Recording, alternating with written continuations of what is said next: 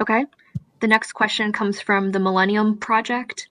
They ask, has the report assessed China's BRI nations, like Sri Lanka, where strategic projects are acquired for long-term with military ambition, threatening the sovereignty of the country and threatening regional security in South Asia?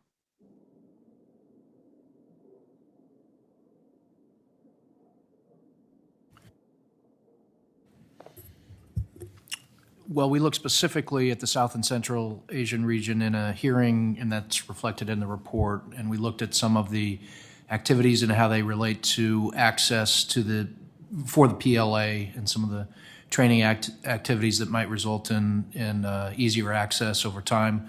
We also had a portion of our wrap-up hearing that looked at the Pacific Islands and some of their activities there, most notably the conclusion of the security pact with the Solomon Islands and the ability of the PLA to have access there going forward as a result of that agreement. So it's something that's weaved into the report, and it does end up being reflected in some of the recommendations. For example, in the South and Central Asia portion, we talk about an Indian Ocean strategy that was recommended by one of the expert witnesses, as well as a Central Asia strategy. So these are looked at from time to time in administrations, but I think given the developments, including those mentioned in your question, it would be a very good time to refresh those and renew the strategies and have an opportunity to look at what the U.S. would require to respond accordingly.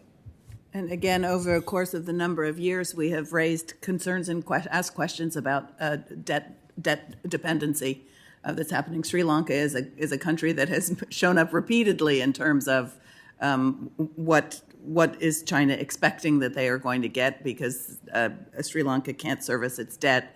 What will they get? How do we refinance it? I noticed you said you were with the Global Development Policy Center at Boston. You guys provide really important information that we can help to use, that we use to help assess that. But it is definitely of concern, not just in South Asia, but across Africa, now in Latin America. Last year we had a hearing on Latin America, talking about China's increasing presence in Latin America and what that means. So it is a topic that I think is sort of ongoing and something that we all need to be paying more attention to.